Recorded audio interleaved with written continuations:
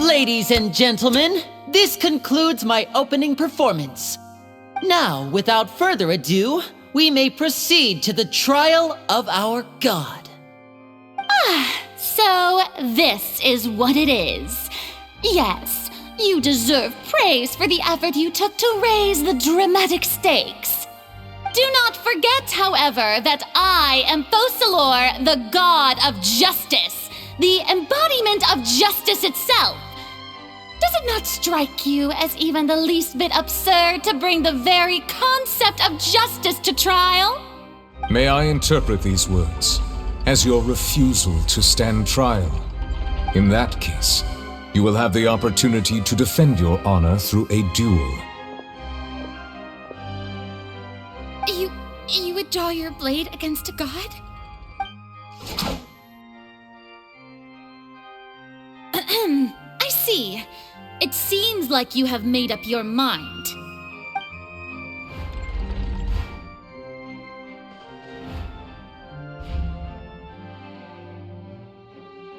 Paimon can't believe it. She just surrendered. What the heck is going on? Did I just see an Archon surrender to a human? Wow, how utterly humiliating. Lady Furina, what is the meaning of this? Shh! It would seem that there has been a misunderstanding. To be clear, the raising of both hands is not always an indication of surrender. Looking for excuses again, huh? I raised my hands just now to indicate my acceptance of the trial. No duel shall be necessary. I will admit that I've been running away for a long time. I'm sorry, everyone. I was unable to protect the people of Poisson. It is my duty to stand trial for my crimes. You are not the only ones to be disappointed in me. I, too, am exceedingly disappointed in myself. But now, it is time for the Hydro Archon to show you her courage and resolve. I, Furina, will use this trial to show the world the true meaning of justice. This time, I will protect you. Applaud and rejoice. One of the most outrageous and fantastical arcs known to the opera epiclese is now unfolding before your eyes.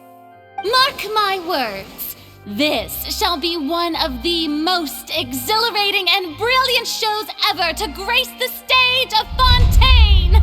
The trial of the Hydro Archon, Focalor, will now begin! Woohoo! Oh, now we're making history! Why does it feel like Furina just took over the whole thing? Like, come on! Didn't she just get forced to stand trial for her crimes? Also, even though she's still acting super dramatic, she is taking this seriously this time, right? All right, then. Who will be my opponent in this trial? The court asks the prosecutor to please take the stand. Is that so? Very well. Then please speak, witness of Tivat, my accuser and fated opponent.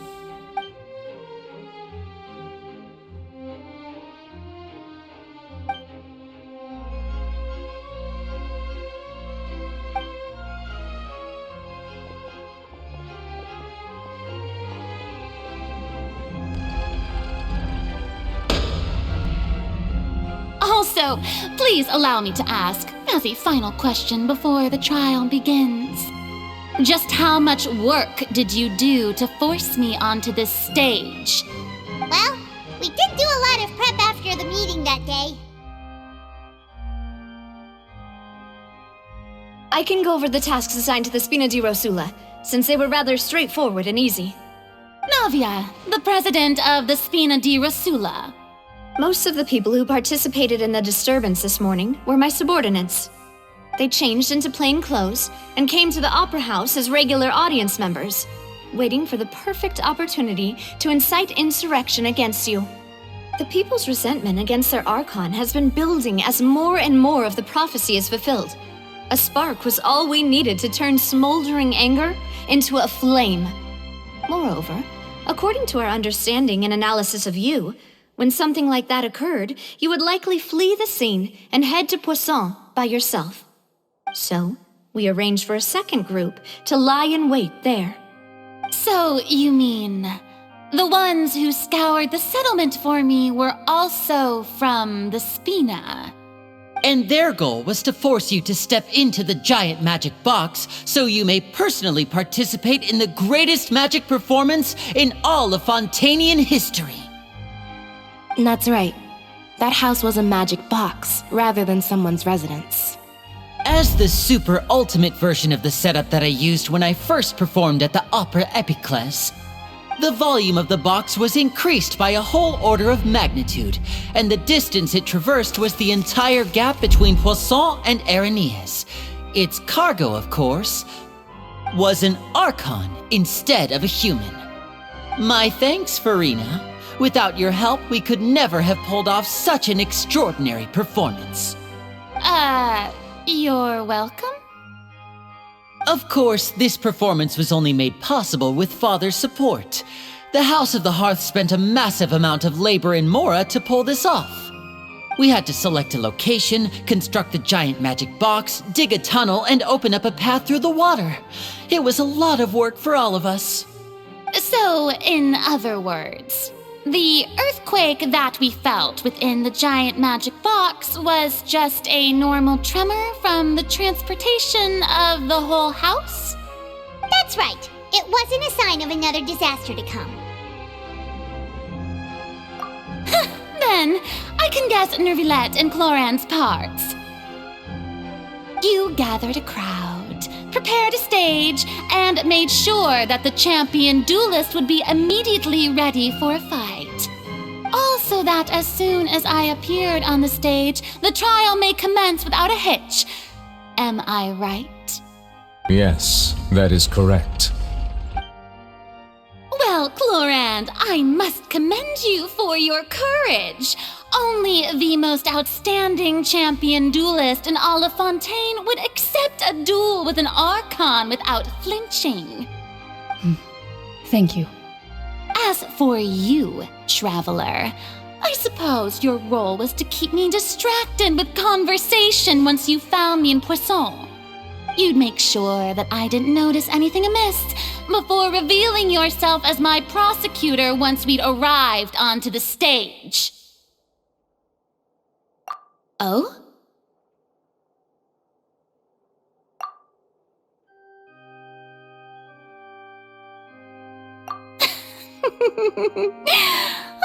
Is that so? Then I suppose I must have missed my final chance. It's fine. It matters not. What's done is done. The stage is already set, so there's no reason to disappoint the audience. Let's see this trial through to the very end.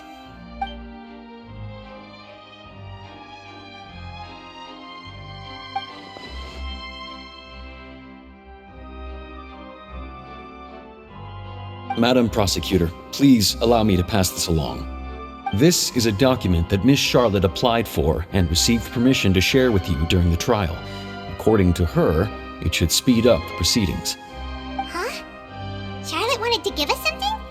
Oh, so she's here too! Hey, Charlotte!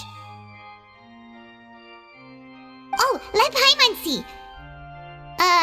Isn't this the exclusive interview that she did with us before? So she's already finished it, huh? Wait, then that means this document is a perfect timeline of everything that's happened ever since we stepped foot in Fontaine! So in other words, we can refer to this anthology of evidence every time we want to use something from our journey as evidence for an argument! Let's quickly confirm the information in it. Just think of it as a refresher, alright? You defeated the Hydro Archon in the very first duel you took part in at the Opera House. That's one for the history books, all right. I didn't think that you'd wind up getting to the bottom of the case I'd been following all this time. I guess you could also see this as a happy coincidence. This is the first time Monsieur Nervillette had a difference of opinion with the Oratrice. Even the Hydro Archon can't figure it out. A Fatui Harbinger. She's an extraordinary person. Her instinct must mean something. The fortress of Meripede was almost destroyed in a single day. That I didn't witness that scene personally will always be a source of professional regret, I think. According to Monsieur Nervillette, both Child and that whale should have been in the primordial sea at that time. I nearly lost my awesome friend Navia. To be honest, that still gives me shivers. The words of someone as extraordinary as a witch can probably only be truly understood when something surreal happens to you.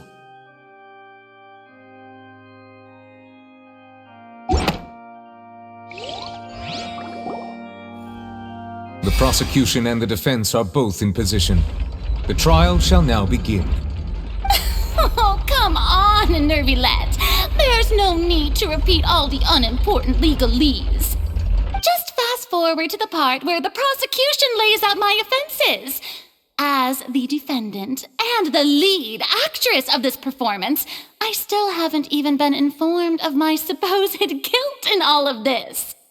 Of course, it is only natural for humans to struggle to understand the actions of a god. However, you will need more than that to convict me of a crime. That's true, but my charge here is unrelated to your conduct as an Archon. Instead, I would like to charge you as a fraud who's never been the Archon in the first place. Wait, what was that? Lady Furina's a fraud? Hey, I came here thinking that we were going to try the Hydro Archon for forsaking her duty, but did I hear that right? She's not our Archon at all? Charge accepted. Lady Furina, do you plead guilty to the charge?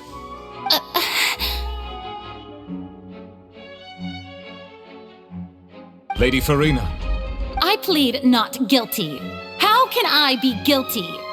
There is no way that I, Focalor, otherwise known as Furina de Fontaine, a member of the Seven and the Regina of all waters, kindreds, peoples, and laws of Fontaine, could be anything other than your true Archon. Yeah, even though Lady Furina can be rather eccentric, isn't it going too far to doubt her very identity? Yeah, I've never questioned her identity either. Sure, Lady Furina can be super irresponsible, but what grounds does that prosecutor have to make such a huge claim? I have cause to believe that common sense will prevail in this case. Many of the members of the audience have known me as the Hydro Archon ever since they were born. There would be no fooling their memory. See? Even the Oratrice has decided to show me its favor. Are you sure you want to commit to a charge that will never be upheld? If you wish to drop the case, I can promise you as the God of Justice that you will not have to face trial for making a false accusation. We will treat everything that's happened as a dramatic spectacle and move on with our lives. What do you say to that? An argument with near impossible odds, huh? We have to not only refute Furina's claims, but also overturn the long-held beliefs of the people. Well, I tried to give you the chance to surrender. If you must persist, then let me ask. If you believe I'm not the Archon, then what manner of being do you think I am? And if I was not the Archon, then how did I manage to live for over 500 years?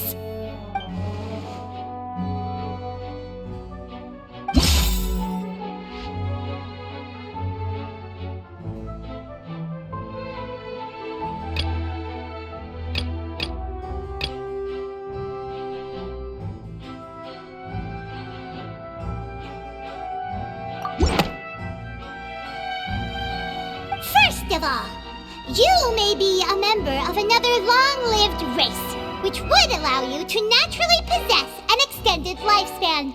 And second of all, even if that wasn't the case, there could be other ways to extend your life. Who gave you that idea? Was it the knave? You'd sink so low as to use a harbinger's words against me. A curse? I once thought it possible that the aura of an Archon might naturally resemble a type of curse. But in light of this claim, perhaps what I sensed was not your divinity, but a curse after all. You sensed it too, huh, Neverlet? Lady Furina is actually a human? Well, it is true that it's extremely difficult to tell humans and gods apart just by looking at them. It's not impossible.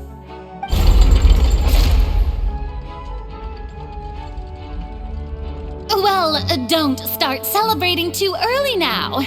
Even if I have been carrying a curse like you said, how does that prove that I am merely a human being? Besides, everyone knows that the main difference between a human and a god is the possession of authority. Gods can do what humans cannot. That's why they're worshipped as gods. For centuries, manifestations of my authority have served the nation of Fontaine. One need only to turn their eyes towards the Oratrice Mécanique d'Analyse Cardinal in this very opera house, or consider the indemnitium that is used in every aspect of life.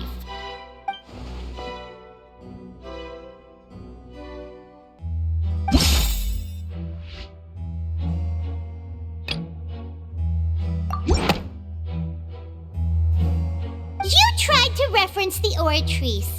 But weren't you as confused as all the rest of us when the Oratrice declared Child to be guilty without any proof? Otherwise, you should have come up with a good explanation for that by now. Didn't I make myself clear at the time? The decisions of the gods are naturally difficult for humans to comprehend. There is no need to provide an explanation. Lady Furina, I believe a reminder of your current circumstances is in order. While the court is in session, the principles of justice and the law must come before all else. While you are an Archon, you are also first and foremost the defendant in this trial.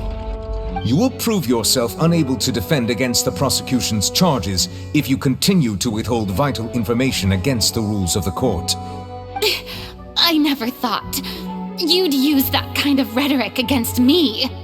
That was no trick of rhetoric, Lady Furina. I've merely reiterated the rules of the court, rules that all should respect and follow.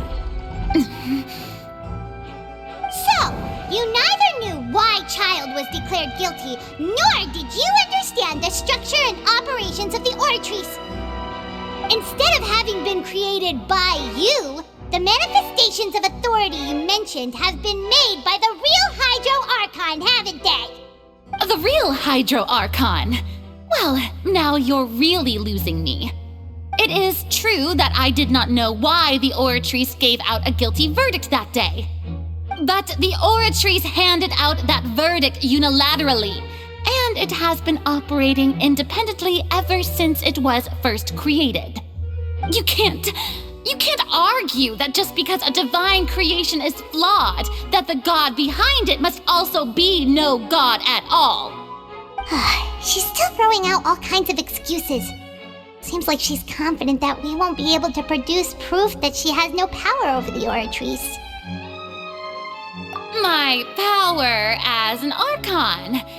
There are many ordinary citizens in the audience. How can I just carelessly demonstrate the formidable power of an Archon? If that poses a concern, I'm prepared to extend my protection to the audience. You don't need to go that far.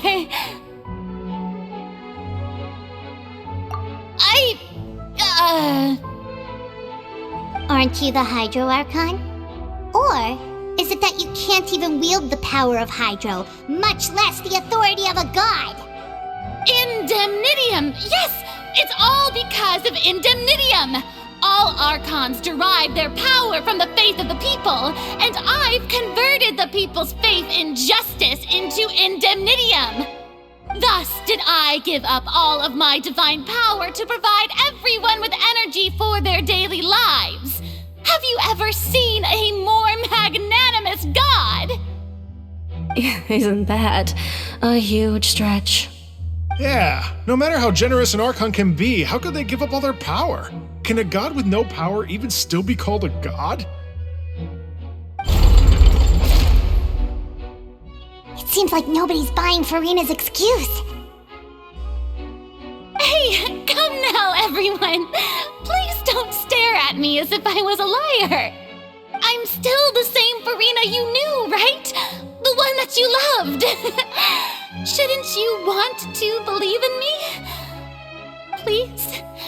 You've got to believe me! If what the prosecutor said is true, she really has committed a grave offense. Did she deceive all of us? And all of our parents and grandparents too? And then all of our ancestors? Ever since they were born? Enough! That's enough! Tell me then, if I'm not the real Hydro Archon, then who is? If you have no evidence of another Hydro Archon's existence, nor can you find anyone who can back up their claim to be such, then what grounds have you to say that I'm not actually the real deal? Wow, she came up with yet another argument. How can we refute her now? Seems like she really doesn't want to give up.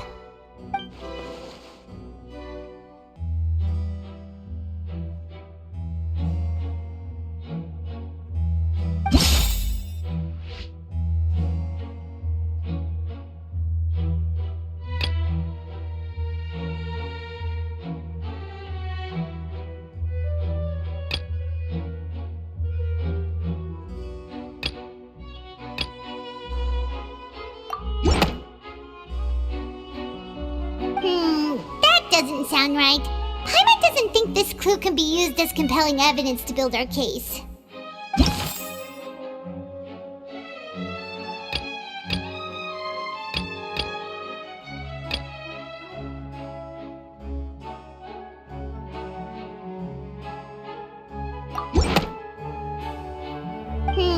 That doesn't sound right.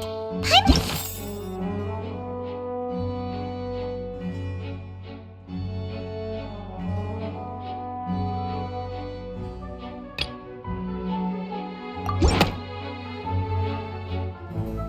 It has been established that all Fontanians can dissolve in water from the primordial sea. And that means... Since you insist on claiming to be a god and not a human, then there's a method that you can use right here and now to eliminate all suspicions of you being the latter. Miss Navia, please apply to serve as a temporary attorney for the prosecution before addressing the court. Though you act in partnership with the prosecutor, you must still adhere to proper procedure. Super sorry, Monsieur Chief Justice. I swear this really will be the last time that I'll speak out of turn. Now, I've brought some seawater from Poisson.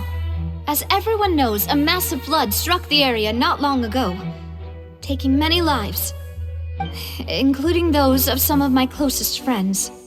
So, Miss Furina, would you dare to touch some of this seawater? If we are to believe that you are indeed the real Hydro Archon, touching this seawater would have no effect on you. All it should do is strengthen your case. But if you don't dare to touch it, then we would have basically proved the reverse. Oh, and I must remind you that after the disaster at Poisson, nobody wants to see any more people dissolve. I do hope you'll act prudently and choose the simpler path of admitting guilt. Navia from the Spina di Rasula. The Spina has governed Poisson for many years. I guess her suggestion is valid. If Lady Furina is indeed just a human, she's probably Fontanian like all the rest of us. Would she really dare to try?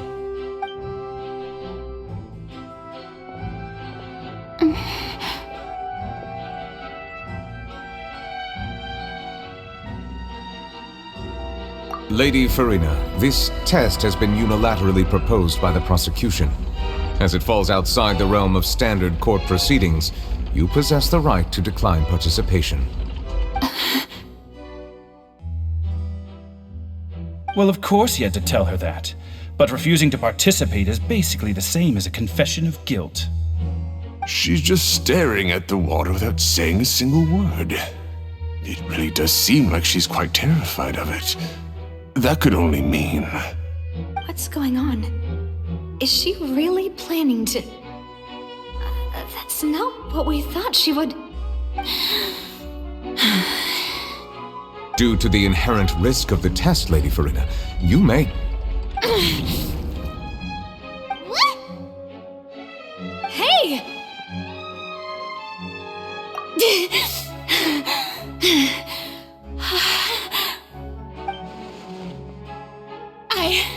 I'm fine! Look at me, everyone! My hand is still here! I haven't been dissolved! Will you believe me now? I really am your Archon! I'm nothing like a normal human who would fall apart as soon as they touch this water! Really? Was this not the most obvious thing in the world? Miss Siegewin? If you're present, Miss Siegewin, please come forward and attend to the defendant. Siegewin? Don't be nervous. It'll just take a few seconds. Let me see. That should be enough. Please announce the results of your evaluation to the court, Miss Siegewin. As everyone doubtlessly saw, Miss Furina was displaying symptoms of hyperventilation and flushed skin. These indicate that she was experiencing the adverse effects of exposure to primordial seawater. The extent to which she was affected is the same as other humans when exposed to primordial seawater of a similar concentration. Thank you, Miss Siegewin. Lady Furina, you may return to the defendant's stand. Oh wait, what did she just say? I didn't get dissolved! Shouldn't that be enough to prove my innocence? Well, considering your tendency to run from your problems, we did originally prepare a direct sample of the seawater around Poisson. However, after extensive discussion, we exchanged it for a sample that is not concentrated enough to dissolve an actual human. After all, on the off chance that something entirely unexpected might occur, we don't want anyone else to lose their life to the sea. Yeah, so out of regard for Furina's life, you secured a low-concentration sample and asked the head nurse to serve as an expert witness. It's a great thing that the direct sample wasn't actually used. Furina could have... I can't believe... You...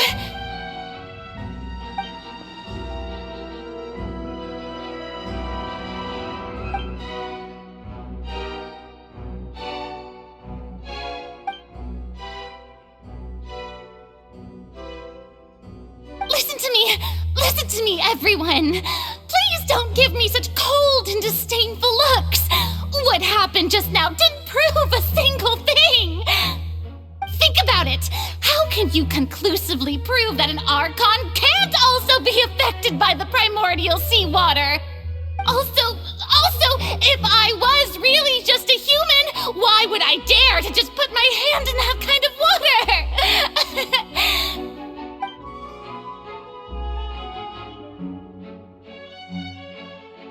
Please, everyone, anyone, just listen to me! I swear, I really am your Archon!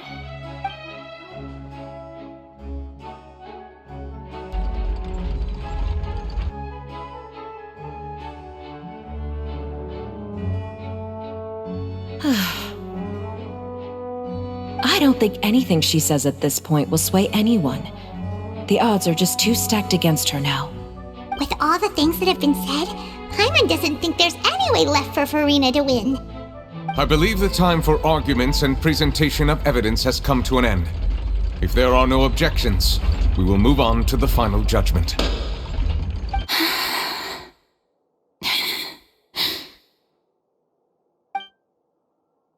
I don't think anything she says at this point will sway the nation who's too stacked against her now.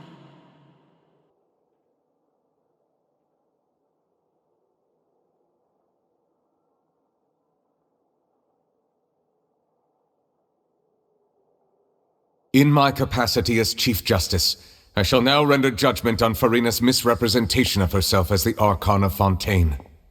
As a human who knowingly deceived her fellow citizens, Furina is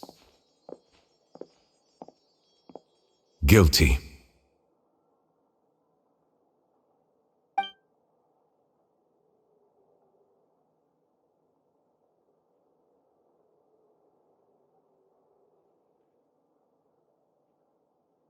We shall now turn to the Oratrice Mécanique d'Analyse Cardinale to render the final verdict on the charges.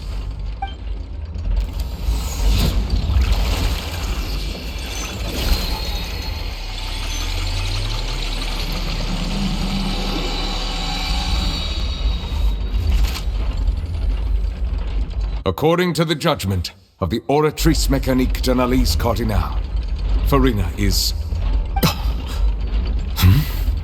Well, what's wrong? What's the Oratrice's verdict?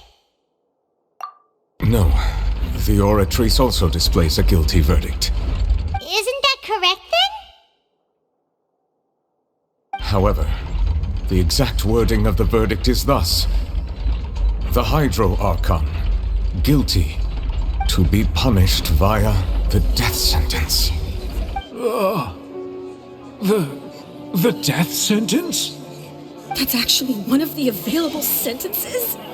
I've always thought that it was just a myth. The one and only time the death sentence has been handed out at the court, and it's been given to the very person we've worshipped as the god of justice? What an unexpected twist. Furina's been sentenced to death by the Oratrice? We just wanted to use the trial to show her the seriousness of things so she'd tell us the truth. How did things escalate this quickly? This outcome is indeed quite strange. According to Fontaine's current definitions of justice, as well as its recommendations for criminal sentences, is this sentence really appropriate for the crimes that have been committed? Yeah! Even Vacher wasn't sentenced to death by the Oratrice. You know, the real evil mastermind behind the serial disappearances case. Indeed. Not only is Furina's sentence overly excessive, the very point of our trial today was also to prove that Furina has never been the Hydro Archon in the first place. But now, the Oratrice seems to have deliberately invoked the title of the Hydro Archon. What does this mean?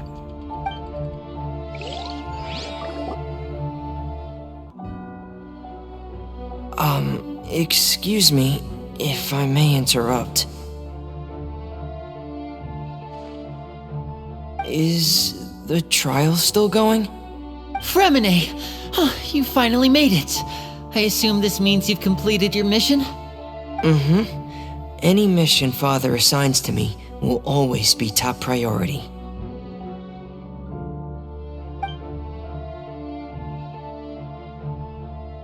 Is that the first prophecy slate? Huh. So the knave privately arranged for Fremine to try and find the missing slate. I looked everywhere and finally found it at the bottom of the sea.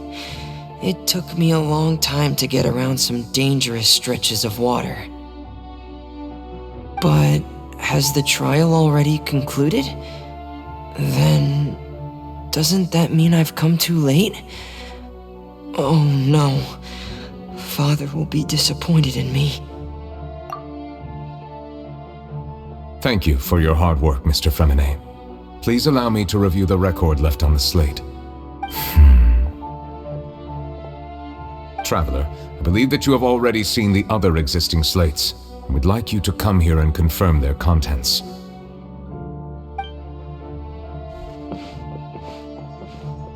Huh?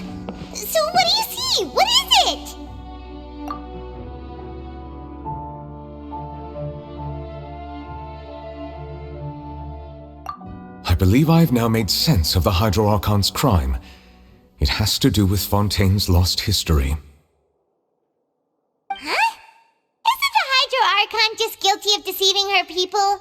Oh, wait, no, that's Furina, and we've already proven that she's not the Hydro Archon. So when you say Hydro Archon, do you mean the real Hydro Archon we've been kinda talking about? In truth, everything that you've encountered in Fontaine up until this point can be traced back to the contents of these stone slates.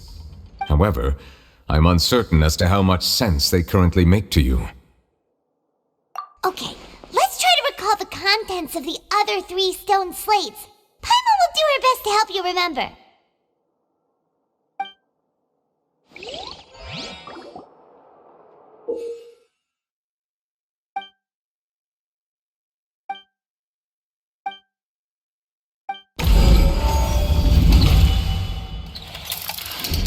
The first stone slate describes what you just said. It seems to show the previous Hydro Archon using her divine power, and then the Oceanids turn into humans. Does that mean that Fontanians are transformed Oceanids? Oh, Paimon wasn't expecting that.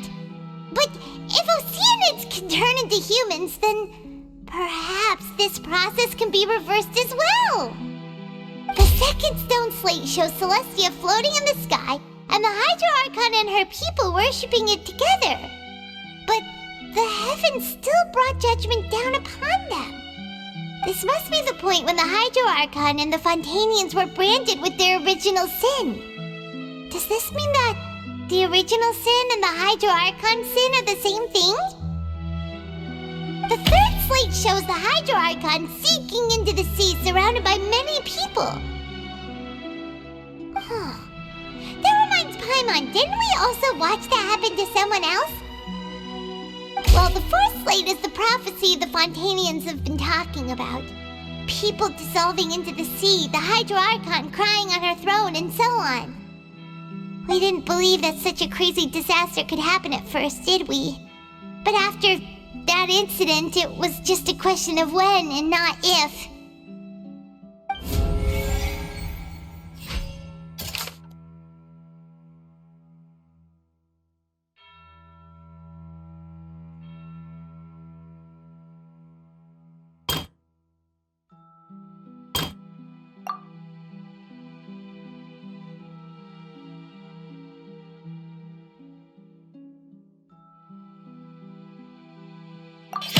We know from the case of the serial disappearances of young women that Fontanians can be dissolved in primordial seawater. And the first stone slate tells us that long ago the Hydro Archon used her power to turn Oceanids into humans. This might be the reason that Fontanians can dissolve.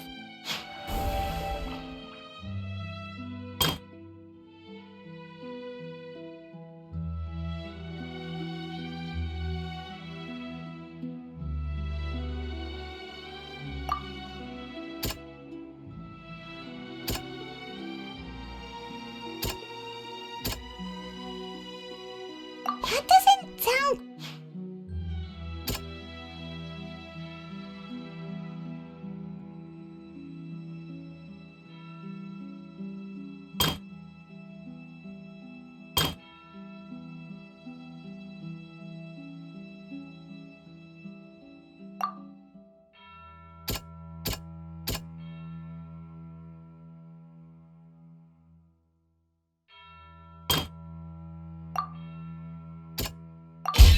Perhaps what is about to take place has all happened before. The true sin of the Hydro Archon that Nervilette mentioned, and the original sin cast down on the people of Fontaine by Celestia as recorded on the stone slates.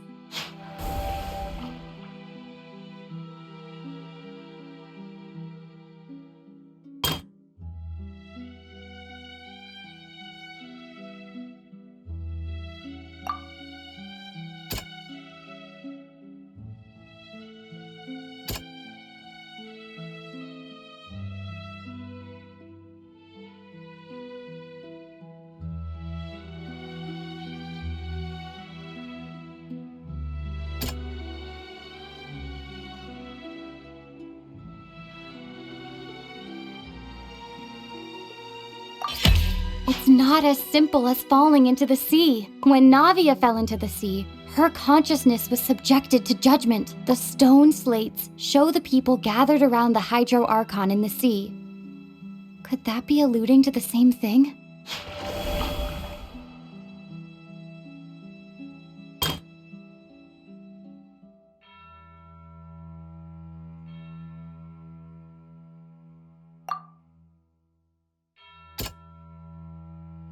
That doesn't sound quite right.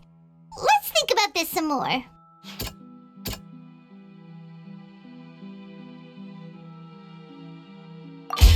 The prophecy from the stone slates found its way into society, but not many people believed it at first. The fortress of Meropide was nearly flooded with primordial seawater, which we know can cause Fontanians to dissolve. It seems increasingly likely that the prophecy may come true. If we hadn't dealt with it in time, things could have gone very badly. They'll dissolve into the primordial sea but won't cease to exist. Their essence will flow in the seawater, converge, and take the form of an oceanid.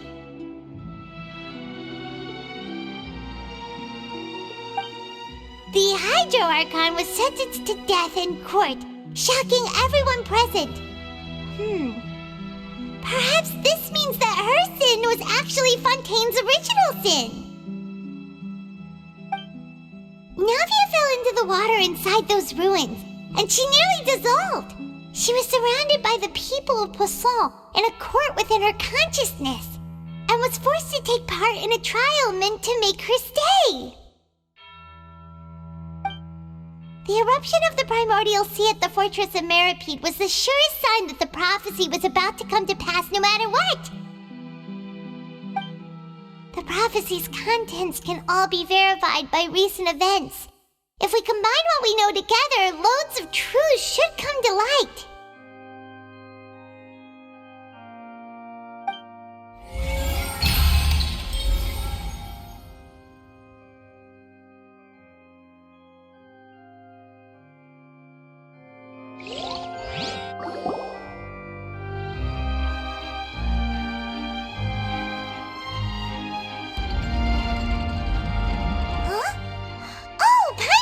Now, so that's how you can make sense of it. But then it feels like we're going to have to share some truly shocking revelations. Let's hear them. Incredible! Linny, did you hear that? We're not real humans. All Fontanians were originally created by the late previous Hydro Archon, with oceanids as their basis. The evidence for that can be found in how only Fontanians could dissolve in primordial seawater, and how all the girls Vacher dissolved were also turned into oceanids. Oh, and according to Navia, when she was about to get dissolved, she also saw everyone gathered around for a trial, all of them in the shape of oceanids. Indeed. Yeah, and it follows from the content of the first slate that she probably angered Celestia by creating humans without prior permission. That could also explain why the Oratrice judged the Hydro Archon to be guilty. It's to account for that ancient sin. The Hydro Archon's true sin was creating us? And yet, after many hundreds of years, the Hydro Archon's creations have turned around to try to judge the Archon within the Opera Epiclese. The twists of history are often the most unexpected of all.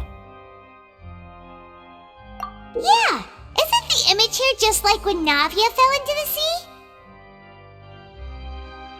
So wouldn't it be trying to show the image of the Hydro Archon also falling into the sea once the prophecy has been fulfilled in the fourth slate? In the end, the people will all be dissolved into the waters, and only the Hydro Archon will remain weeping on her throne. Only then will the sins of the people of Fontaine be washed away. Did Paimon get all that right? You've made some keen deductions. I must say, given how much you still don't know, It is impressive that you've already managed to connect so many pieces of the truth. However, while you were able to decode all the information on the slates, they've also been etched with an additional layer of hidden information using a different power source. When we were at the ruins, I tried to decipher the hidden information recorded in the slates. But since we only had 3 slates at the time, I was unable to come to a full conclusion. Now that the slate collection is complete, I shall make another attempt to decipher the narrative recorded within. If everything goes well, we should finally be informed of the unadulterated truth.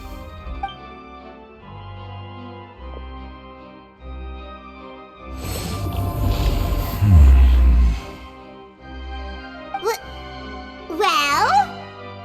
Did you get it? I believe I should share this truth not only with you, but with all the people of Fontaine as well. I will try to briefly summarize it for you.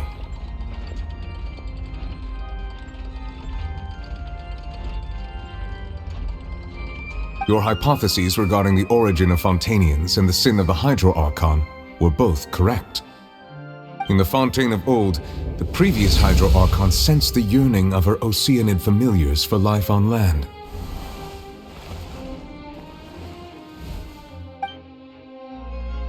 The Oceanids were enamored with the beauty and romanticism of human beings, and wishing to have those experiences for themselves, expressed to the Hydro Archon their desire to become of a similar kind.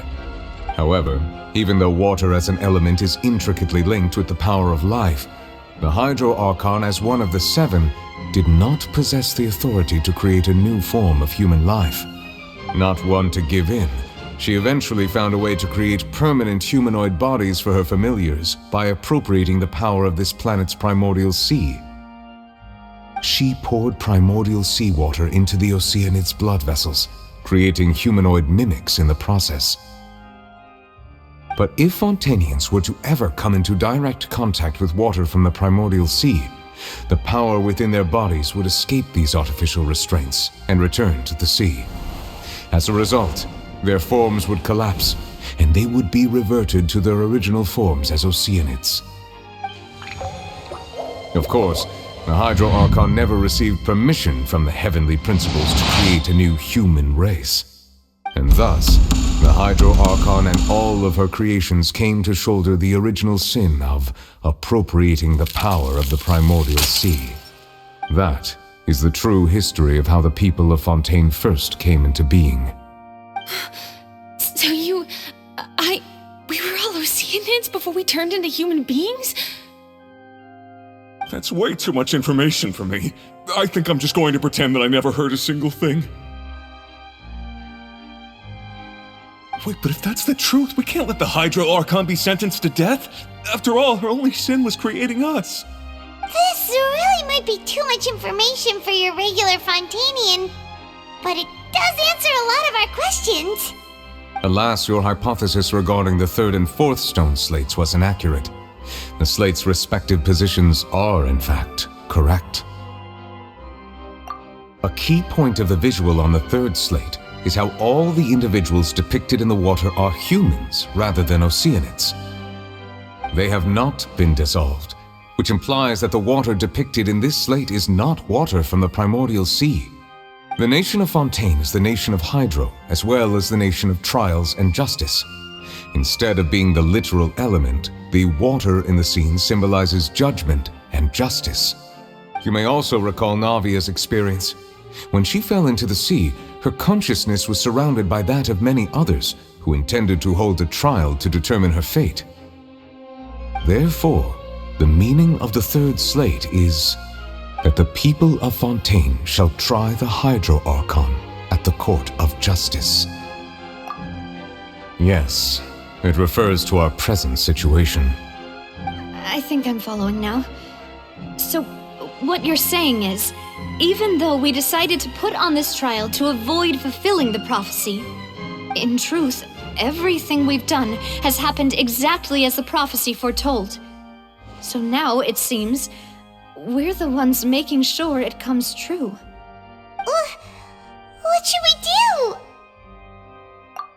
Huh.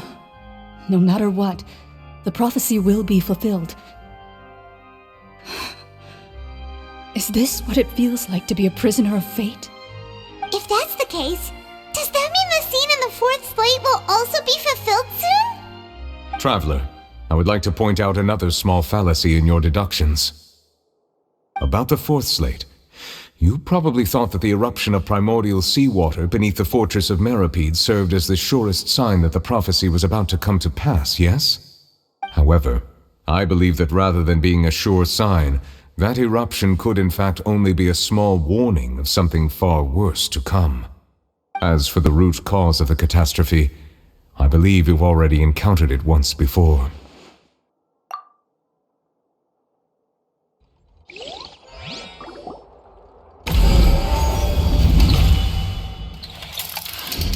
This eruption was just a small warning of the things to come.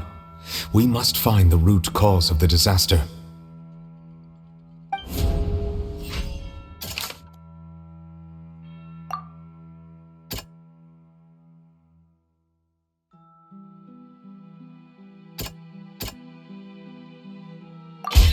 It was both dream and reality. If we're talking about a true culprit, that could only be that thing inside the primordial sea, right?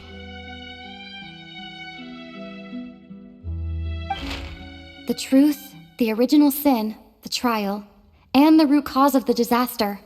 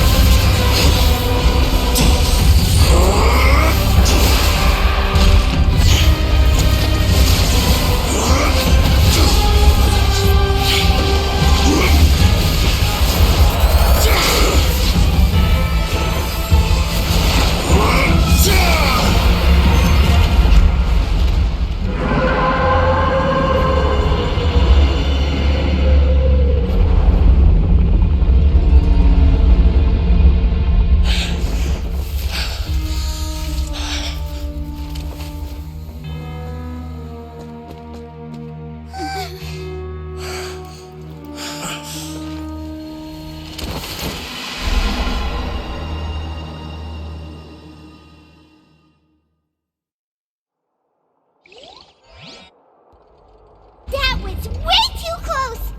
How did that thing just burst into the opera house? Wait, was that the huge whale you saw in your dream? So we've met it at last. I understand very well why it has chosen to make an appearance here. That whale does not belong to Tevat. It is a monster that has traversed the stars, weeping all the while. It has been greedily consuming the energy from the planet's primordial sea, using it to grow. That is the main cause for the rising sea levels. And once it has finished consuming all of the energy contained within the sea, its next step will be... You said that when the Hydro Archon first created Fontanians out of Oceanids, she filled their blood vessels with primordial seawater. Precisely. That whale finds the blood of Fontanians nigh impossible to resist. Therefore, when it left the primordial sea, it decided to make its next stop a packed opera house full of food. Food in the form of Fontanians. We just barely managed to push it back, right? In that case, won't it come back to target the people again once it's managed to recover its strength? That is correct. Indeed, it is more accurate to say that we should thank that Harbinger for buying us some time. Without him, the whale would have likely come onto land far sooner. From the way he looked, he must have been fighting the creature for quite a long time. That battle maniac. We've always known that he had a special connection with that whale, but we definitely didn't expect it to help us out like this. Anyway, now that we know that this whale is the actual cause of the disaster recorded in the prophecy, all we need to do to stop the prophecy would be to find a way to beat it up, right? It is too late. It had already absorbed too much of the primordial sea's energy before we could notice it. At this point, it has become practically integrated with the sea itself. Even if the entirety of Tevat were to be destroyed, it could still survive and swim off towards some other world. That's not something I will accept. We've already done everything we can, and we even found the true culprit. We've come so far. You can't just tell me that the last hurdle is some impossible foe. That's just not fair. Indeed, that's not how a grand performance should end. I'll fight it to the end, no matter what. So the prophecy will be fulfilled no matter what, huh?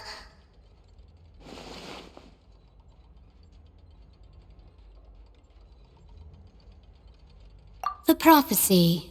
Yes, what has been prophesied will be fulfilled. You may view such things as the history of the future.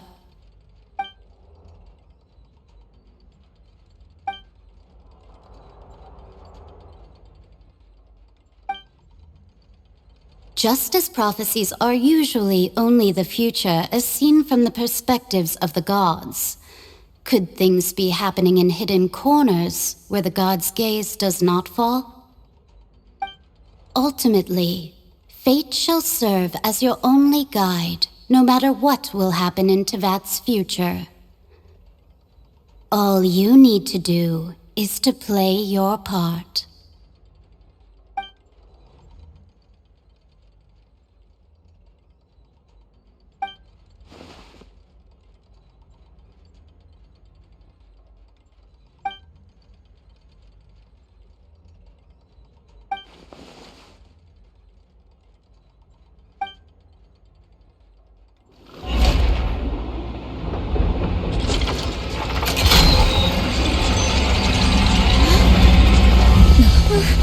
What's happening with the oratories? I believe it is preparing to carry out the death sentence.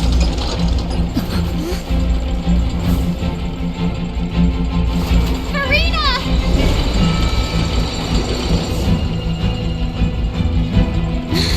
No, I still need answers.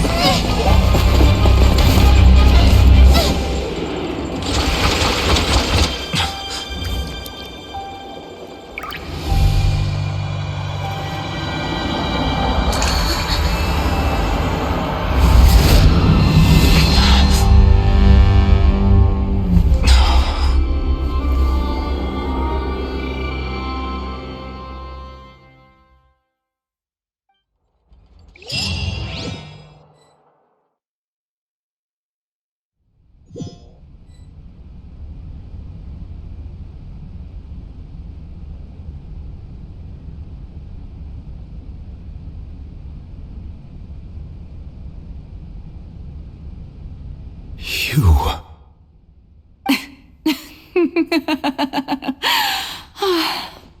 Sorry. That shocked expression on your face is just too amusing. I couldn't help myself. You are not Furina. Who are you? The sweet sound of bewilderment. Marvelous. A sure sign that my attempt to deceive everyone was a resounding success. But to answer your question, I am Focalor. You know, the god. Focalor? Why did you deceive us? Oh, that wasn't my goal, of course. Goodness, no. But I had to fool everyone else too, if I was to stand any chance of deceiving the heavenly principles. Deceiving the heavenly principles? It's all because of that pernicious prophecy. Dreadful, wasn't it? Everyone doomed to dissolve. Fontaine condemned to be flooded. One was not amused. In fact, one was positively bemused when that problem was thrust upon me by my dearest predecessor. That's the former Hydro Archon Egeria for the uninitiated. It hardly gets more disastrous than a preordained national catastrophe, now does it? She knew full well that the prophecy would surely come to pass. And as one of the seven, she also knew full well that one defies the heavenly principles at one's peril. So yes, as you have no doubt surmised, it was a rather impossible situation that I found myself in. I spent a terribly long time mulling it over, alone on the ocean floor. And I was almost growing barnacles by the time I finally realized there was only one possible solution to this confounding conundrum. I had to outwit the heavenly principles, allow the prophecy to be fulfilled, ostensibly at least, while saving everyone at the same time. I'm a genius, I know. I can only assume that's why Egeria chose me as her successor. Although, looking back now, it was hardly the inheritance one dreams of. Between the task of saving the nation, the quotidian duties of the Hydro Archon, and not to mention the original sin of creating a new race of humans, I dare say she left me quite a colossal mess to clean up. But one can only play the hand one is dealt. I did not choose this, any more than I chose to be one of her Oceanid familiars. So you were also once one of the Oceanids, transformed into a human by Egeria's hand? Yes, I was. I always dreamed of becoming human. And I still do, even now. In my eyes, to be human is to be part of the greatest opera ever known. After becoming a god, I separated my divinity from my body and spirit, leaving behind only a self that was as naive and bewildered as my past self on her first day as a human being.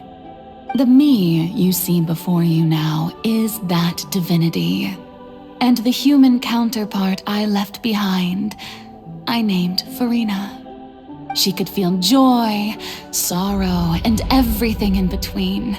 She could be as vain and conceited, or as meek and vulnerable as she wished. Her strengths were of a kind only a human could possess, as were her shortcomings. But in my eyes, Furina's humanity was what made her perfect. She was perfectly human in every way, the person I always wanted to be.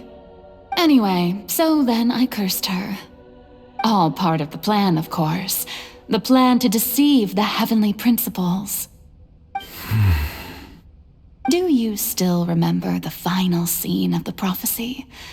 The Hydra Archon alone, weeping on her throne. In order that the prophecy might appear fulfilled, I invited Furina to be an actress, to play the part of the Hydro Archon in the prophecy. Under the curse I placed on her, so long as I, Focalor's divinity, continued to exist, she could not die. But nor was she free to live her life in the pursuit of happiness. Instead, she was forced to take the stage in the opera house, to embrace the role of leading lady, to forever play the part of the god from the prophecy, all to create a deceitful appearance of that prophecy coming to pass. I suppose now you probably understand why your court is called the Opera Epiclese. But Furina is only human, isn't she? Even though she has had a long life, her mind is no stronger than that of any other ordinary human being. I cannot begin to fathom what she has had to endure. It must have been torture for her. It has indeed. And although she is, in a sense, me in human form, I most definitely owe her an apology for it.